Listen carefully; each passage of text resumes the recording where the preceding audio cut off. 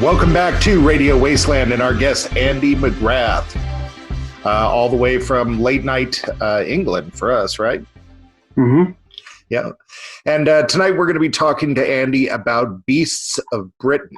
You know, this topic, I think Kara a new one for us. It's a new one, and I think Kara will very much agree that this one is tapping into two of my loves, one of which, of course, is cryptids, monsters, mysteries, and then the other is sort of the history of Britain, because, you know, with... Yeah. We got Beast and we got Britain, so... Well, you know, I mean, I grew up reading things. King Arthur and battling worms and, you know, all sorts of that stuff, and Sure. I'm wondering how many parallels there are between these two things, you know. But let's start out, Andy, by asking you, you know, other than being geographically located in the heart of this, you know, what really made you say, like, hey, I'm gonna dig into this here in Britain, you know? What really made you say that? Well, for me, I've been in love with cryptid creatures since I was a teenager, which is quite a long time ago now. And, you know, the usual things, Nessie, Paddy, Bigfoot, Sasquatch, all those things, Achille Bimby. And I just started searching around in my own country to see if there was a bit more than just, you know, the late monster stories going on. I had an American friend actually quite a few years back, and he's kind of taunting me and saying, look, what have you guys got? You know, you've got Nessie, and that's it. That's the whole bag. And I knew there was a bit more than that, but I didn't know there was so much more. And I started searching around, and I thought, you know, maybe I'll turn this into a little TV series or a blog or something. And a friend who worked in TV advised I should make it into a book. And I just started writing it foolishly, thinking I'll just write a book then. And that's how I do most things. Just sort of jump in and get involved and hope that I can come out the other side with the product that I've been boasting about creating all the way through. Mm-hmm. And it did come out, and yeah, I've learned a few things since then. But Britain, you know, if you come from a place like the United States, it seems like a small country, but it's only small comparatively. You know, it's Sure. not.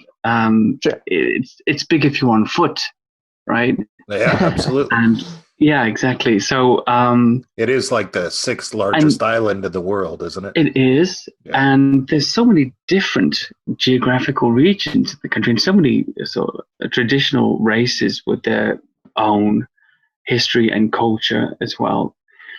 Have these legends, these myths and legends of the different types of, some would say, mythical, folkloric, paranormal creatures that resemble, you know, a lot of the time, animals.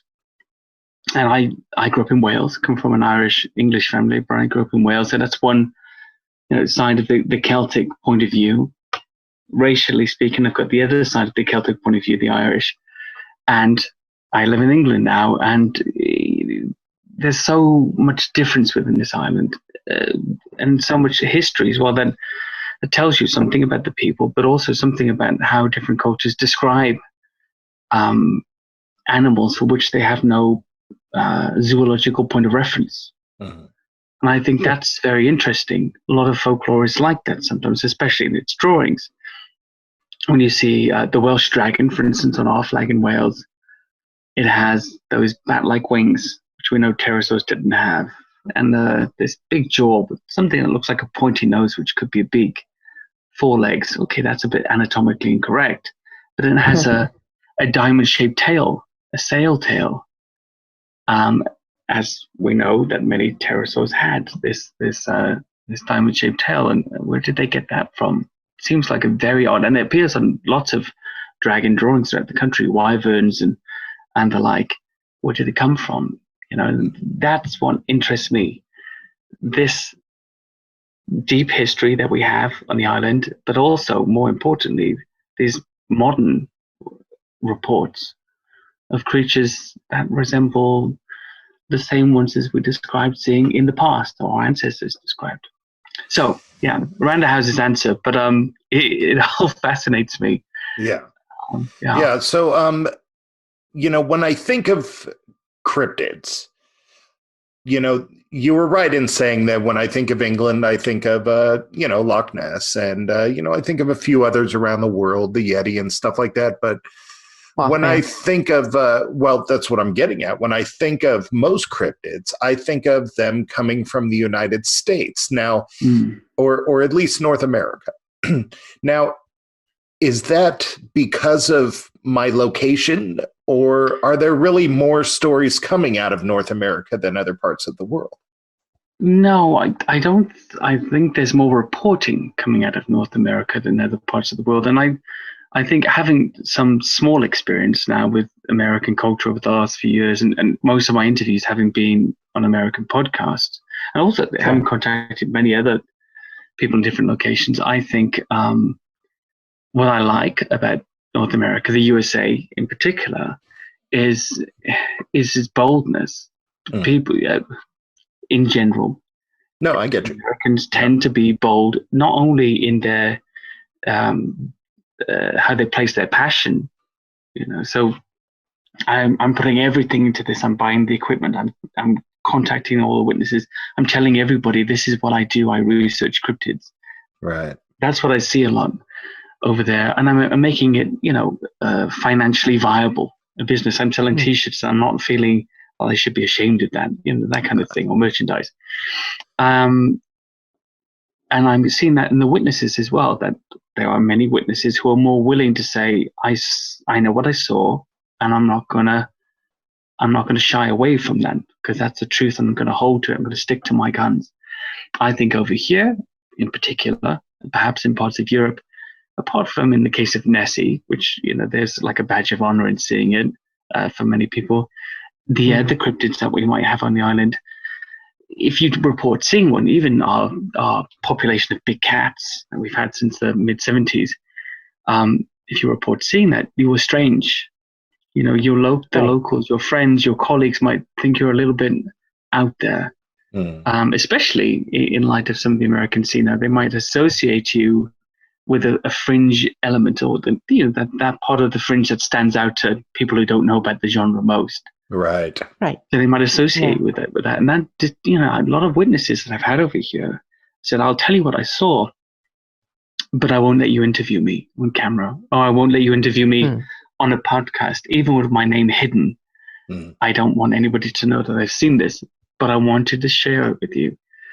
That makes validation very difficult, because essentially then what you end up with in this country in particular is a couple of researchers that have a lot of sightings, especially things like the British Bigfoot, but very little verifiable reported evidence. Sure, it ends up being like a hearsay, anecdotal. It's almost, you could say it's secondhand in a way, or it's third hand, because you just have somebody's word for it. Now, your researchers, what your gut tells you sometimes when somebody's telling the truth, or when they're lying, or when there's some sort of mental affectation that's convincing them in that moment that what they're saying is the truth, but really something else is going on. We know that, and we can feel it, can't we? But some people are so good at it, and I've had this experience several times last year. I've discovered I've been lied to, where in fact the person was so convincing, it frightened me. That they could lie so well, so convincingly. And those are just the breaks, aren't they? Sometimes you get a great report from somebody who's just been brave enough to report what they've seen, and sometimes, for whatever reason, somebody needs that attention, and you're the vehicle for that. So it's interesting, but I'm going off point again, like I always do. Yes. Well, I mean, our interview on a radio show going off that's what we do. Somebody accused me, and I know I don't sound like this person, but I'm aware more objectively now how when English people speak, they kind of stumble all over the conversation, backtrack, and stumble over the next bit as well. Because this weird halting way I have, especially of talking. I don't know why, but that's how I did. Anyway, the point you are making is, are there more reports in America than the rest of the world? And yes, but just because there's more reporting Right. It's interesting that you bring that up. I had a friend who would tell me that during the, as an American, I suffer from being an American, and that is thinking the entire world is just like us, and that is, we had the Cultural Revolution. Other people didn't have it quite in the same way that we did. And then also a friend of mine was telling me that during the American Revolution, that Benjamin Franklin told us that Europeans viewed us as being tobacco spitting braggarts. And then a friend of mine who lived in China for the past couple of years, I guess so, who lived in China for the past couple of years, asked his students what they thought of Americans, and they thought that we were all fat and had guns. And so this seems brazen, reasonable. Well, no, but it illustrates that this brazenness that you're talking about getting the sighting out there, about jumping in feet first, that really makes sense and kind of rings true. Yeah. For me, actually, and I've got a lot of experience with, I live in London, so I've got a lot of experience with lots of different people from around the world in their original state, not second and third generation, but as they come to the country. Sure, yeah. And I like it. It's very interesting. But actually, this American brazenness, to me, it translates as courage. And maybe I thought it was brazen when I first started experiencing more people from your country. Of course, it's very different throughout. I understand that. But, the various states. But now, to me, it's a kind of courage that I admire. And I see in it something that we're lacking. And, although we do have some aspects that I really appreciate too, I think this courage to really jump in and say, this is who I am, this is what I'm doing from now on until whenever it stops, is lacking here.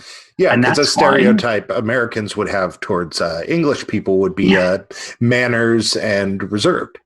Yeah, although my wife always says that English people are pretend polite, and I think that's true. Man, that's true of everybody, I think. Yeah, definitely. I mean, I experienced that in the US too, but there was a lot more genuine, orderly politeness as well. So when I first flew to the US in 2018, we were down. There was a big storm that year, I think, around August, September, and we were down. I had to stop off in Florida and get a flight back up to Portland. And the first flight that stopped in Florida, it was mostly British people. So we got off in some sort of slightly orderly but disorderly manner. Nobody really waited for anybody else. And then I took an internal flight. And the first flight I got off, it was just Americans and me. And everybody on that plane got up in order and let the person in front of them get their bag and get off. And I was shocked. Like, what are these people doing? It's going to take us an hour to get off here. And, but that was also really impressive. And I thought, wow. I flew recently, and it is impressive. I was a little surprised. Yeah. Especially after a long, like I've flown to England, and especially after a flight like that, to see people not try to kill each other to get a breath of fresh air really gives me a little hope for humanity. Yeah. But you guys, you guys were the polite, the Americans on my internal flights, and I took 10 internal flights while I was there. Almost everywhere but Philly, they were really, really, really polite. I know Boston as well, but those were the two places where I felt most at home. So I got off at Philly airport. I had to change. I went and saw these Philadelphia girls, I think, at the coffee shop, and I asked them for the coffee, and they said, "What you say?" And I said, "Can I have a cappuccino or something, please?" And somebody said, "He talks funny," and gave me the cappuccino. And they were rude to everybody in the line, but it was the first place that actually made me feel at home. That's funny. I've lived in London, so I was like, oh, thank goodness I can relax for a second now, because these girls are just really rude, so I don't have to care. Everybody in Philly just does. Funny. That is just hilarious, and I guess shows you how different we can all be. So in the book, you kind of break up cryptids into categories like beasts of the water, the woods, the air. I really like that sort of breakup, so maybe let's run with that. Beasts of the water, of course we know Loch Ness, and but there are others. when I think of England, of course, I think of a lot of ocean water, but are we talking oceans, lakes, the whole 9 yards? Lakes and lochs, coast as well. I mean, there's lots of coastal sightings. They're not as frequent as sightings in Loch Ness, but there's a reason for that. 250 to 300,000 people a year go to Loch Ness. Are looking, yeah. And point their cameras at the water.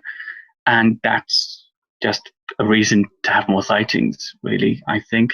Apart from Loch Ness, on the Scottish side, there's Loch Morar, which is the next loch that has the most sightings. It's actually the deepest loch in Scotland, Loch Morar, although it's not as big as Loch Ness.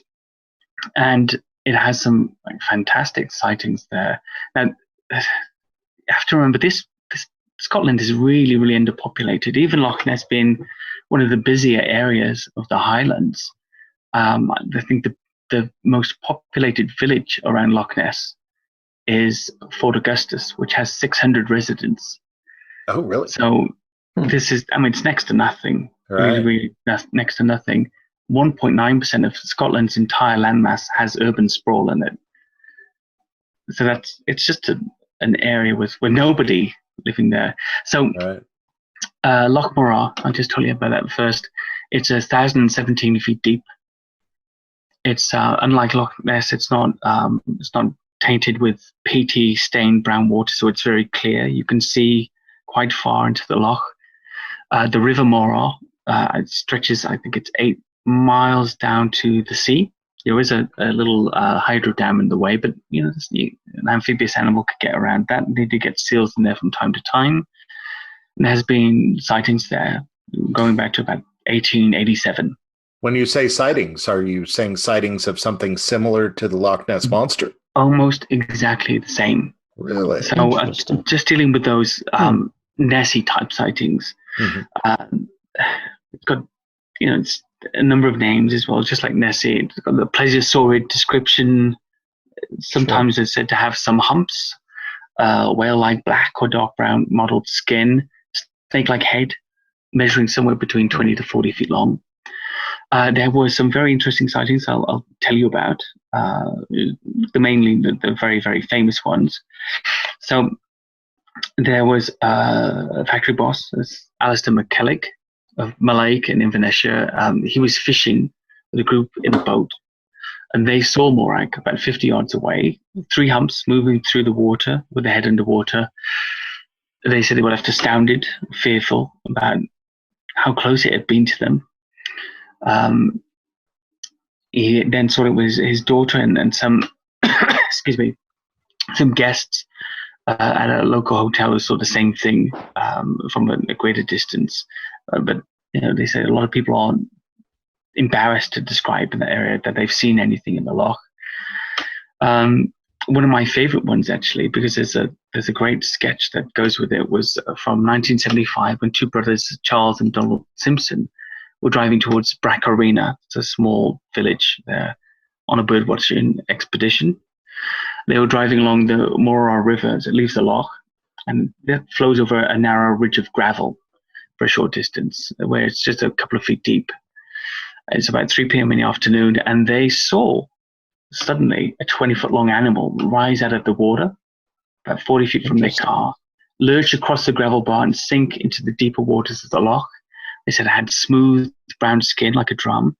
And they commented that it had very developed muscles on its powerful hindquarters, which were unmistakable as it hauled itself over the gravel bar. They didn't see any ears or eyes, but said there was something that looked like a trunk trailing along the back of the body, which could have been a tail, I guess. And there's a great watercolor painting of that. That was done under Donald's supervision by a neighbor. Now, there are many sightings in that area. Adrian Shine himself from the Loch Ness Exhibition Centre, who's been researching the Loch Ness Monster for 60 years. Loch Ness and Loch Morar were his 2 primary research locations. Now, for me, the best sighting in this area was by Robert Duff, a joiner from Edinburgh, because it's the clearest sighting. He saw it on the 8th of July 1969. He was fishing from a boat in Mobley Bay on the southern shore. The water was no more than 16 feet deep and crystal clear, he spotted a monster lizard lying motionless on the loch's white leaf-strewn bottom, looking up at him. He estimated it was 20 feet long, with a snake-like earless head, slit eyes, and a wide mouth. Body was grey-brown with rough skin, and 4 limbs with 3 toes visible on each front foot, plus a tail. He was so unnerved by the creature that he left the area immediately. I don't blame him.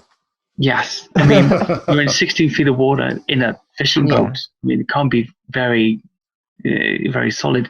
When you're on those lochs, and I've been on Loch Ness a few times, not so much the other lochs, the feeling of the depth beneath you is really, it really gets you, especially if it's a little dark, a little lonely.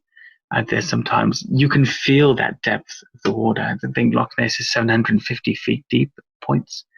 Loch Morar is 1,015 feet deep. And unfortunately, really, I don't have anything in my mind. I don't have anything in my mind for comparison there, but I have heard that they are just insanely deep for what they are. Really, really deep. I mean, it's basically if you were to sink and drown, you wouldn't be found for a very long time to come. I mean, if you sank properly here, 1 second. Grab this. For the emergency. So, yes, I mean, there are many, many tales of lake monsters and loch monsters. I'll give you something a little further away from Scotland, actually, just to give you a little clue. Now, there's a district in Cumbria in northern England called the Lake District. And one of the many lakes there is called Lake Windermere. And they have a creature called Beau Nessie, named obviously similarly after Nessie itself. Now, I really love this area. The lake really isn't as big or as deep. It might be 200, 300 feet deep in places, which is is reasonable enough anyway. But still 20 stories, It's still 20 stories. Hide a moderately sized, skyscraper down there. See, but this is the thing. And you, Andrew, you're really, or Cara, sorry. You're really, sorry.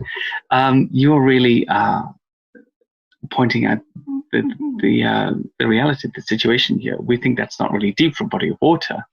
But, our last guy there in Moray, he saw it 16 feet of water. Right. Clearly doesn't need a skyscraper to hide. So this creature, there's been around 11 or 12 sightings, some of them photographed since 2006. Now, we're not really sure why suddenly. There are myths and legends, urban legends in all of the lakes in that area going back for quite a long time. There's not really a lot of modern sightings. It does have a river, the River Leven, that connects it to the sea. Again, there are some obstacles in the way, but seals get into that lake as well from time to time. So, there is a route. First seen in 2006 by a journalism lecturer, Steve Burnip. Saw a straight line of broken water with 3 humps, about 20 feet long. Then it was seen in 2007 by a photographer, Lyndon Adams, who I'm in touch with, and he took some great pictures from an overpass called Gummers How. And he was really affected by the experience. He even set up a website for years and years, researching the creature and the animal. A great picture of 3 or 4 humps in a row. You can find it online by Tom Pickles. He was kayaking. They got these little boating adventure things there, kayaking with a group, company, sort of company adventure day out, and they saw a giant dark brown snake with humps measuring 3 car lengths. They said it was undulating. It moved very, very fast past him and his colleague and looked like an enormous snake.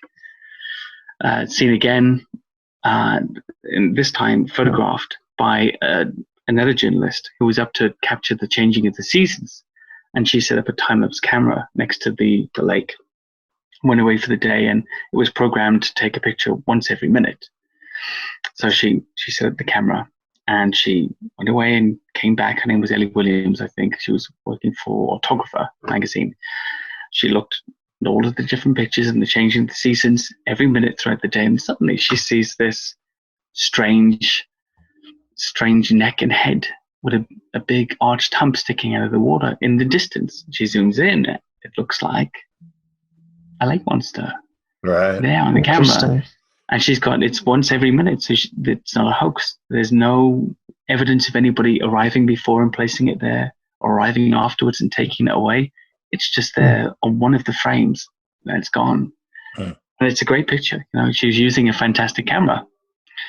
I went there. I did a little sort of teaser trailer for Beasts of Britain with some friends there. We stayed there for a few days and did some sort of night drones over the lake. And it's interesting, but it's very touristy. Even the locals don't really know much about the monster. It's just, you know, it's just a myth. It's just a rumor. So yes, you know, there's lots of lake and sea monsters throughout the country. I could go on if you like, or we can move on to something else. Well, yeah, let me throw in here that, you know, the internet seems pretty convinced that the initial Loch Ness monster sighting that made Loch Ness famous in the media is one of the most famous hoaxes of all time. The internet is pretty convinced of this, yet there's all this other stuff that they don't seem to cover, you know? So do you feel that the initial sighting was a hoax? You mean the surgeon's photo? Yeah. Okay. It's strange, really. There seems to be a lot more holes in the story of the confession than the hoaxed picture itself. Now, I think it's very possible it could be hoaxed for several reasons. A lot of people are convinced it's an act of revenge by big game hunter Marmaduke Wetherell against the Daily Mail for exposing his footprint hoax. So he was sent up there to capture Nessie. He didn't. You know, there's a lot of attention on him at that time and everybody else. And he just got a hippo foot ashtray, I think, and just made imprints around the loch and took pictures of it. And he was exposed. And I think it was his nephew, I think, is alleged to have been the one who was involved in making the submarine in Nessie with the head of an Apatosaurus on it. Now, there's something odd about those pictures, though. There's more than one. First, the picture that we know is a crop picture. So the original is actually taken from distance. And it still seems to be, they estimate between 1 and 4 feet out of the water. There's a dispute about that. Lots of experiments to say where it could have taken place and to measure the distance. Anyway, but there's pictures of the head in a different position, other pictures, and it's the same reel. It's the same from the same photo reel, and they've never really got much attention. So they could have created 2 different models and photographed them, but only used the first picture. That's more than possible.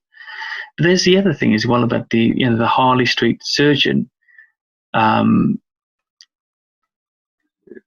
saying that he took that picture. Now, I ran a clinic on Harley Street here in London actually for 8 years, and a lot of big consultants and people whose reputations would suffer a lot from that kind of exposure. It seems to me, and I'm not trying to read too much into it, but it seems to me, knowing people in that position, that even today, to come back claiming you had a picture of a lake monster would be detrimental to your career prospects. People are trying to say that he was trying to hide the fact he had a mistress in Loch Ness, that he was there with her. But it seems a very elaborate hoax. How about I was somewhere else at a different conference? Just why make up this big monster story and then get your name in all of the papers in which your whereabouts are going to be examined very, very closely? That to me is a stretch. It's not logical, especially not for somebody like a surgeon who should have a logical mind. Obviously, people do stupid things. I know that. And I just don't buy it. Right. Again, I don't know if it's a fake or not, but I don't buy the hoax story. I see. And then, we're not too far off from taking a break here, but I'll ask you this question, sticking on the beasts of the water until we take our break. I heard of some sighting I read some article, and the guy was saying that they had a sighting at Loch Ness of what was something more like a crab or slug thing crossing a road. Is this the gravel one that you referred to, or? No, this is the Spicer sighting, I think, from the 50s. I'm pulling into my memory. I don't have it in front of me. I think he and his wife were driving on a hazy summer afternoon, and when suddenly they saw a large creature, rounded, slug-like almost. It looked like it was carrying something in its mouth, or had a tail that was curled into its side, with something possibly in the mouth, crossing the road very quickly. There's been so much controversy about that. I often look at the way people describe things. When you have no point of reference for what you're seeing in your mind, you reach into your mental library to pull out the closest thing. That's why, gorillas with the hairy man of the forest and all these different things, or demons or troll creatures, all the different names and creatures that man didn't know about in his more superstitious past, religious and superstitious past. So you draw what you know best. It all kind of had like the head of a fox with the tail of an ass, and then you've got this composite creature that comes together that really looks nothing like what they saw. It's all very Lovecraftian, like H.P. Lovecraft. Yeah. Remember Quetzalcoatl when the Spanish came and they thought the ships were floating mountains, didn't they? Yeah. Because the Indians, because they didn't recognize what it was. Their mind just said mountain, floating mountain. Huh. Yeah, so that's my take on that.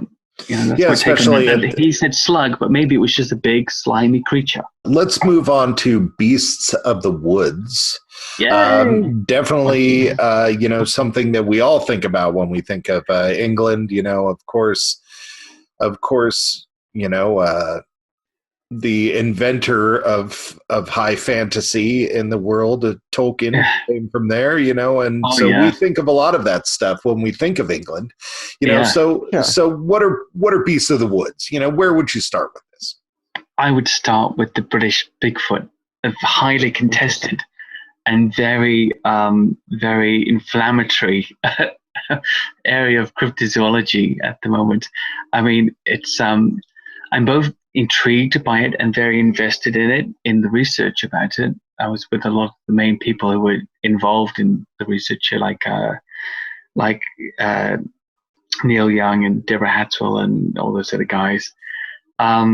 It's, how can I put it? There's over 500 sightings reported. Really? They're on. Deborah Hatwell has the great map. She's the founder of British Bigfoot Research. Her and Adam Bird. They've got a great map. She was a witness back in the 80s in a place called Salford near Manchester. And when I first heard about it, I was like, what? Like Bigfoot? How? It doesn't make sense. How could that get here? Well, of course, we used to have bears and wolves and all kinds of things. So how did they get here, right? Mm-hmm. And we were once connected to Europe through the Doggerland land bridge, which is an established fact now, with the sunken area between here and our European cousins. Now, it's very interesting. The sightings are compelling. One of the things that really stood out to me about them, and I'll give you some of them in a few moments, was that the witnesses normally didn't say Bigfoot, because that's not really a big phenomenon here. So they would say it was a man monkey, or like a giant orangutan on two legs, or it was almost like a caveman, but it was covered in hair. And that, to me, they passed the Bigfoot on the brain test, and they were just looking for somebody to talk to. And people like Deborah and Neil, in the early days of this, they were very instrumental in that, in reaching other witnesses and telling them, no, you're not a crazy person. You saw something as well. So I really respect that. So Deborah was really great. She shared a lot of the sightings with me. I got to meet a lot of witnesses and find some new witnesses too. So I'll just give you two of the sightings that are very compelling.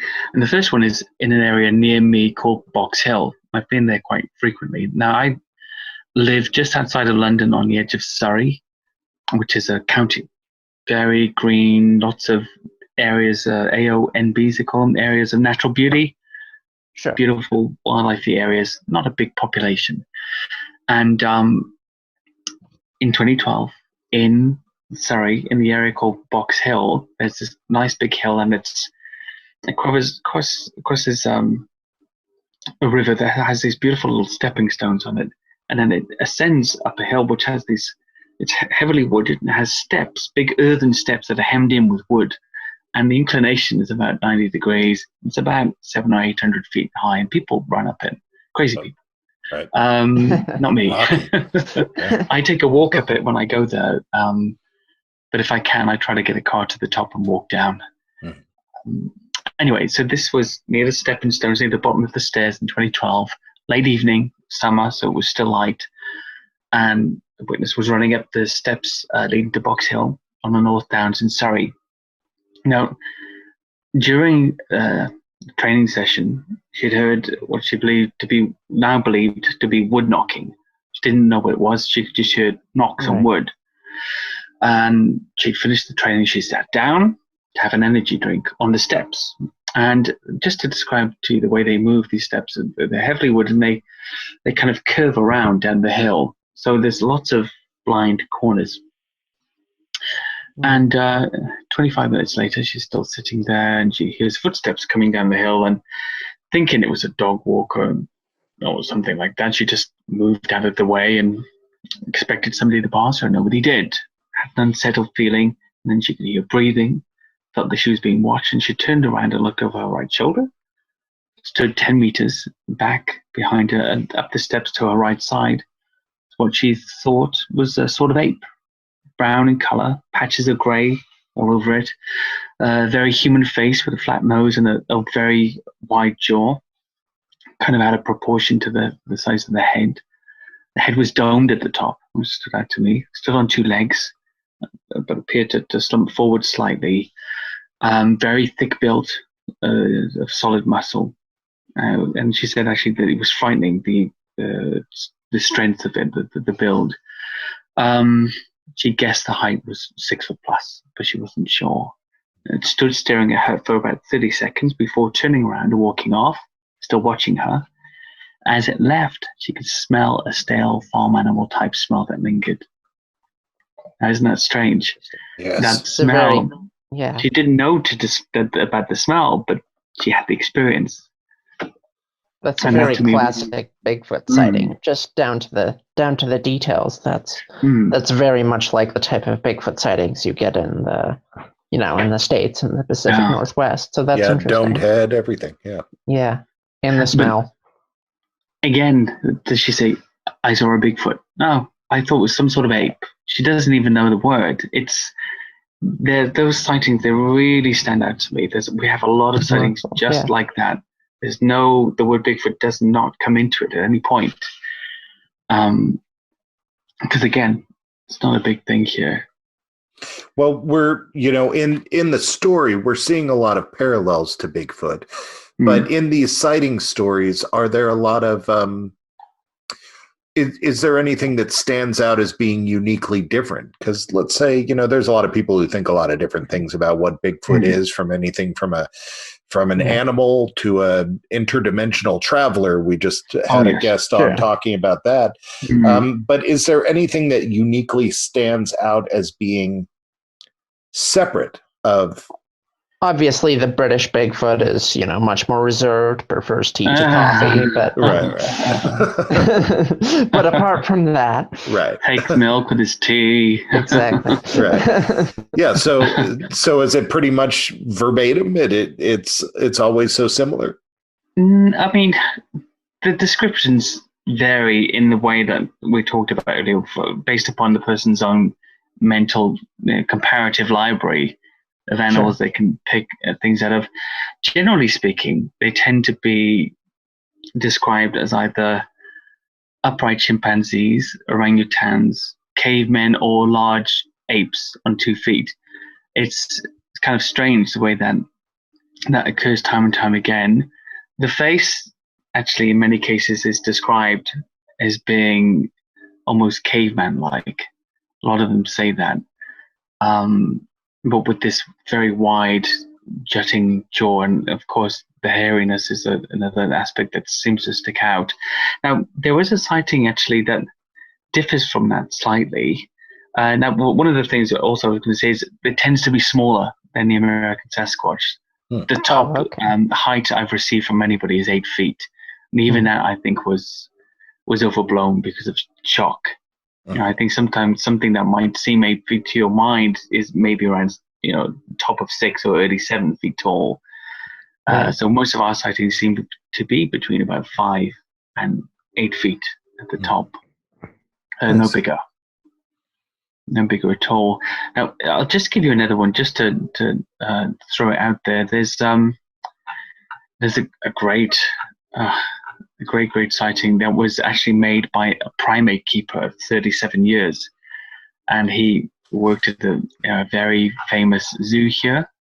I won't name the zoo, but he worked there for a long time. He was actually nearly beaten to death by a chimp, actually, in his time there, and was retired early because of it. And he and his brother, they used to love going to Scotland and wild camping, because it's not illegal to wild camp. They can just camp wherever you want, and they would take small arms and air guns and things and shoot rabbits and sort of live off the land a little bit for a week or so.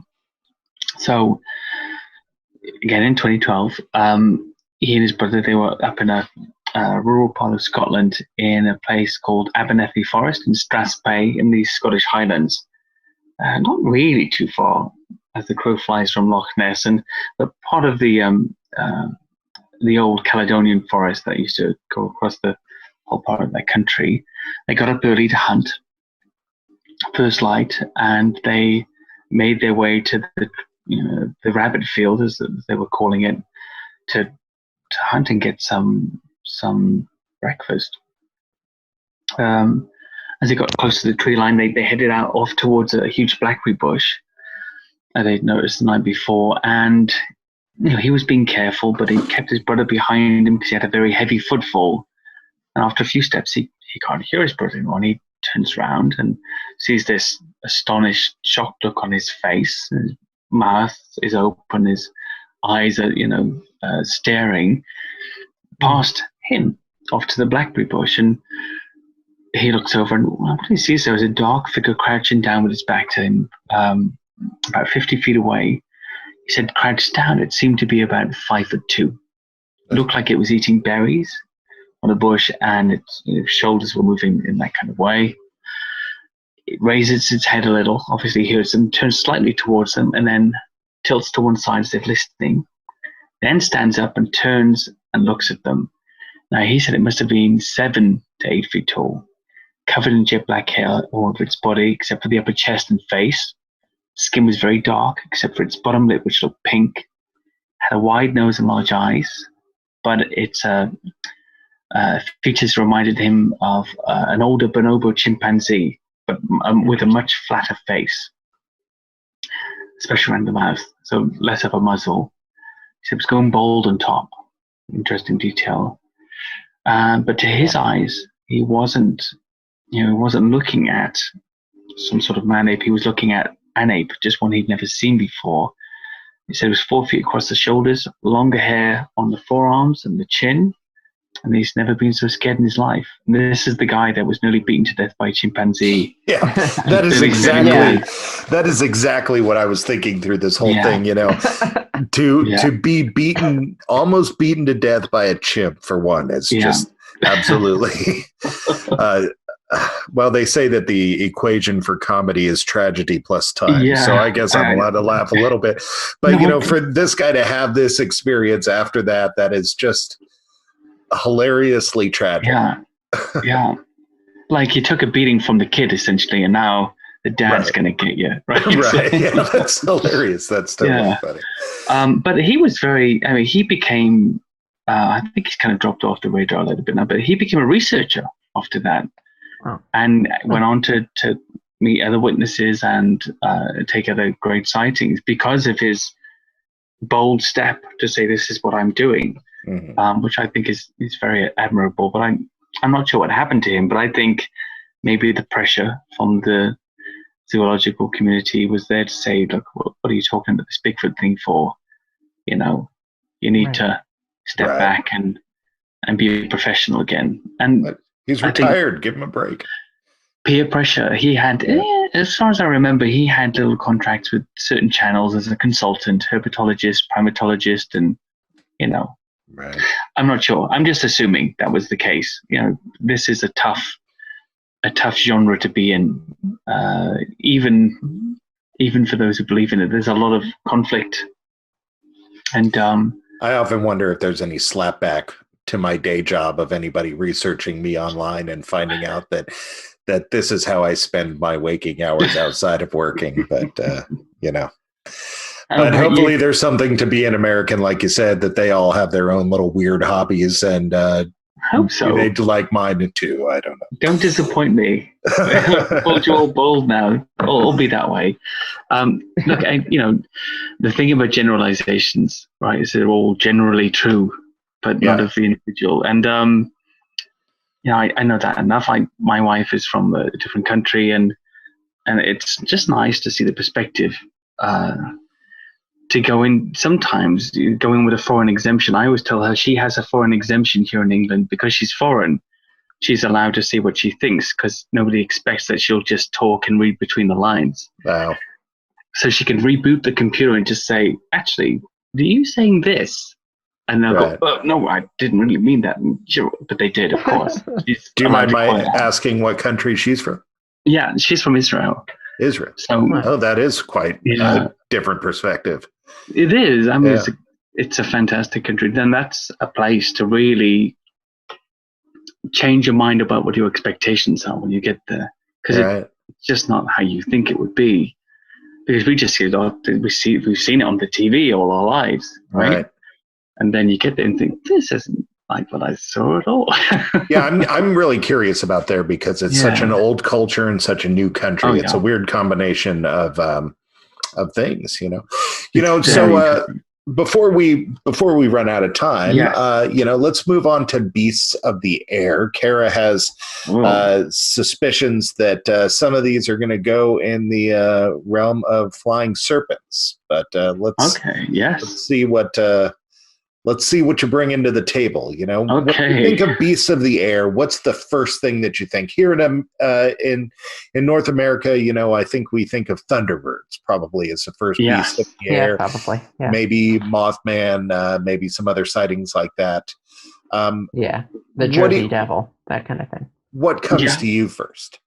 Well, in the UK, the most famous beast of the air is the Owlman of Mornin.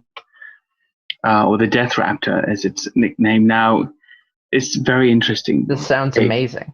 I've seen a lot of comparisons between this and Mothman. So continue. You know what? I think there are a lot of similarities between the presentation, at least some of the witness sketches. Now, the Owlman of Mornin was first reported in the 1970s. It comes from a place called Mornin, and it was first sighted in Mornin Old Church in Cornwall. Cornwall's in the far southwest of England. There's actually Cornwall's actually an old Celtic country that has its own language, which is almost extinct now. But it's a very old, very rural place full of lots of myths and folklore and history and things like that. And that seems to my mind, have an effect on the locals as well. But this was first seen by two children who were aged 9 and 12. They claimed to have seen a birdman hovering above the Tower of Mornin Old Church in Cornwall. The young girls were understood to have run away and reported it to the police. Whilst at the police station, they were taken to separate rooms to give their statements. And allegedly, and you can see the sketches online, sketched exactly the same creature. And they were holidaying in the area, and they and their families left shortly afterwards. Another sighting of this creature occurred when several witnesses saw a large man-like owl sitting on a large branch in a pine tree. They thought somebody was playing a prank on them until the creature flew off. Now, curiously, and this has happened a few times, apparently, they claimed to hear a crackling sound like static electricity as it was leaving. There have been other sightings over the years around the churchyard involving people usually seeing red lights floating over the church roof. The descriptions of the creature, it's 5 to 6 feet tall. It's a grey-brown owl with red glowing eyes, a wingspan 10 feet across, with pencil-like talons, and it's said to emit a screeching or a hissing noise. And is the body humanoid or owloid? It's upright. Avianoid. It's upright, but I don't. It could be humanoid, but I'm wondering if the upright nature of an owl anyway is led to that humanoid description, whereas in fact it was just large and upright. Mm-hmm. It's not really described very well. I've always wondered if it was an eagle owl or something, just a very, very large eagle owl seen by. I mean, they're not from this country, but they are sighted here now and again, seen by very surprised people who weren't expecting to see that kind of creature. I don't know, but the red glowing eyes do present a problem. Right. Yeah. Where does glowing eyes really exist outside of the ocean? Yeah. Where do we have bioluminescent eyes? Right. I mean, lots of cryptids reported with them. But then there's the possibility of lights that they light refractive eyes. Yes, lots of animals have this, but they have that where it appears to be more red color, right? Than white. Exactly. It is interesting though that these sightings are so similar again to the sightings of the Mothman in Mount Pleasant and in Chicago, so. If there is a natural explanation, maybe it's something similar in both cases. But specifically in the glowing case of eyes are hard to explain.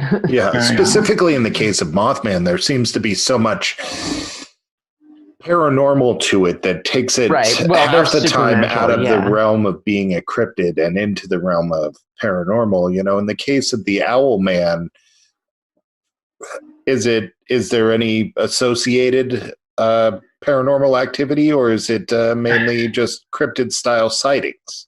No, I think the cryptid style sightings. The most paranormal aspect of the Owl Man, of course, is the collector of that sighting, and who was Tony Doc Shields.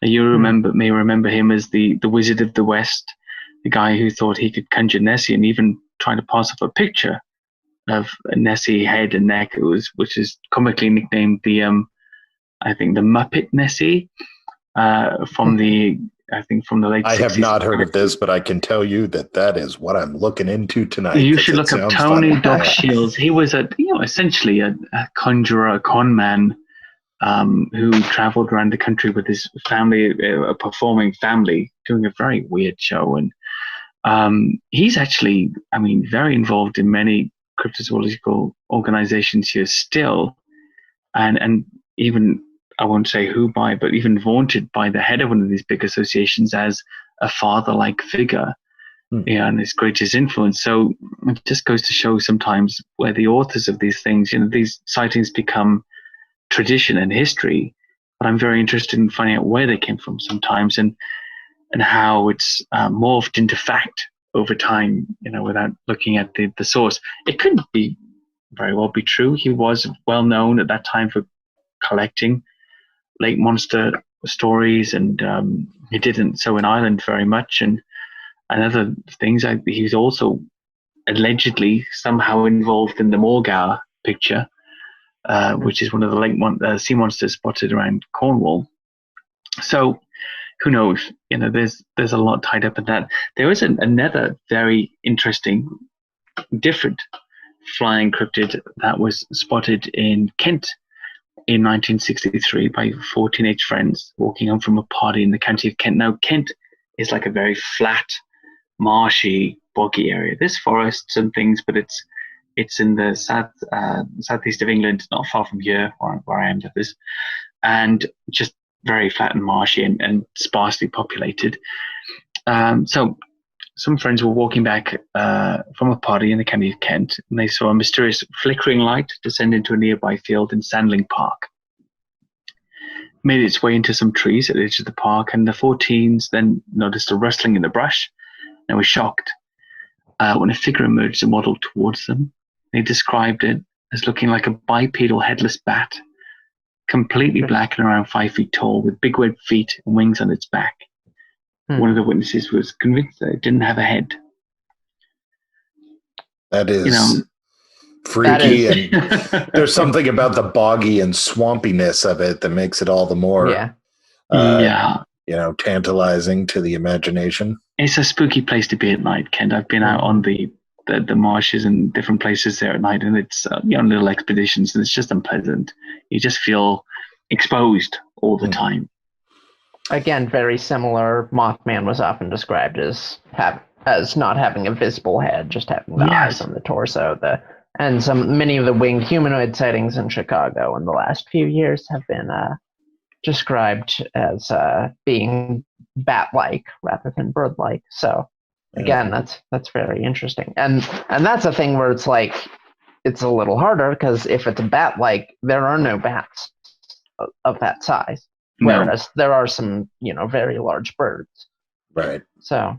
Yeah, I have seen a flying fox though at the zoo, man, and that thing is freaky huge. Okay, I don't know if you have flying foxes in Kent. Well, we don't have them here either, but exactly. But I do know that even a flying fox that could appear to be 5 feet tall couldn't waddle towards you on its feet, upright. Yeah, that's true. Do that, so it excludes that now. It doesn't fit. So, yeah, I mean, these are sightings. They're classic. I've started to call it, I was calling cryptozoology for such a long time and searching for so much evidence. I've actually started to call it modern folklore because essentially I can't prove what people are telling me, and yet some of the sightings and some of the stories are so compelling, and so are the witnesses. And I think, well, so it's happened. It's modern, but it's still kind of folklore. Yeah. Yeah, that's what we're dealing with here. Yeah, like urban folklore, urban myth doesn't really do it justice because of folklore. I like the word. What about dragons and flying serpents and such? Okay. Dragons, of course. Is that actually a thing in Britain? I thought I read about sort of serpent type UFO sightings in Britain. I don't know if that's really a thing. There was, there's lots of UFO lore here, but I actually don't know anything about that at all. I don't step into anything, any area that I don't think could possibly be an animal. So I sort of try to stick to that, which is a little restricted. But on the search for unknown animals side of things, that's where I am. There were sightings that appear to be of pterosaur-like creatures. One of the most recent ones was in 2017, and it was witnessed. There were 2 pterosaurs witnessed by a lady living in a rural area in Woodchurch, Shropshire, and she claimed she was first alerted to the presence of the creatures by a strange screech that sounded like nothing she'd ever heard before. And after hearing the screech, I can't look. She became aware that the sound was coming closer from across the way behind some trees. She was shocked to see 2 pterodactyls flying side by side. They passed the trees and flew off fast until she lost sight of them in a clearing between some woodland and houses. She describes them as being much bigger than the biggest heron she's ever seen, with large beaks, leathery wings, both grey in colour. A few days later, a 13-year-old son came running in from the garden claiming he'd witnessed a large bird with bat-like wings that made a strange screeching sound. When she showed him a picture of a pterosaur, he said, "Yes, that's what I saw." So that's one of the most recent, but there are many pterosaur-like sightings around the country. There's another place called the Aire Valley, West Yorkshire, and there's a wooded area there known as the Devil's Punch Bowl. So in September 1982, interesting, they're both in September, these sightings actually. There was a chap there who saw a prehistoric-looking creature flying low and erratically on large bat-like wings. It was also witnessed by a resident of nearby Eldwick who described a grey creature with a pointed beak and short legs. And then, same year on the 15th of September, it was spotted again by a man walking his dog in a place called Pudsey. The witness, after hearing a loud scream followed by a low groan, feared a mugging was taking place and went to investigate. Yet the same sounds repeated again from a nearby rooftop, and looked up to see where they emanated from, only to see a tall, bat-winged, bird-like creature perched upon a neighbor's roof, towering over the chimney pots. He said it was making a screaming call with its beak open and a grunt with its beak closed, launched itself from the roof, and its weight caused it to drop a little below the level of the roof, and then its slow wing beat carried it off into the darkness. And he thought it was about 8 feet across the wings. Wow. And they go on. Awesomely terrifying. You know, I can tell that we've barely scratched the surface here. You know, we've covered, basically Nessie similar sightings, Bigfoot of Britain, but unfortunately, we're coming up here on the end, and I would love to have you on again so we can dig into some more of these. But I'd love to. Next time, werewolves and black shooks and trolls, we'll do the whole thing. Absolutely, yeah. We're going to schedule that immediately. But before we end here, I want to make sure. Well, that's why people have got to read the book. Yeah. Yes. And that's the deal. Before we leave here, I want to make sure that the audience knows where they can get your hands on your book, Beasts of Britain by Andy McGrath, if you're searching for it. But where do you suggest they go to find this book? Well, it's on Amazon. So it's on Amazon paperback at all platforms across the world. Kindle, unlimited reading, and also in the lender's library. So if you've got it and you're part of the lending scheme, you can lend it to a friend for free. Read it on unlimited for free. I've made it as cheap as possible, so I do want people to have it. It's not, it's not something that's going to make my career. So I want it to be as cheap as possible, so you can have it if you want it. The next one I'm working on will be coming out in the summer. Beasts of North America. That will be the next title. I'm also, if the coronavirus relents and allows me, I will be coming to the US to do some conferences this year through the Corridor 13 agency. And that's Russell Accord from Expedition Bigfoot. That's his agency. So he should be bringing me across. As I say, if the virus relents and allows some of us to travel to your lovely country. Well, let's hope it does. All right. So if you're searching for it, you've been listening to Andy McGrath here on Radio Wasteland. The book is called Beast of Britain, and be sure to look it up. Once again, his name was Andy McGrath. Thank you, Andy, very much for being on the show. Man, I hope to have you on again because we barely got down the list. Mystery of big cats, trolls, werewolves, shucks. There are so many other things that we could hit, and I hope we get to hit them again. Thank you both so much for having me. Thank you. Thank you. Welcome to the Radio Wasteland. Hello, my darling. Welcome to the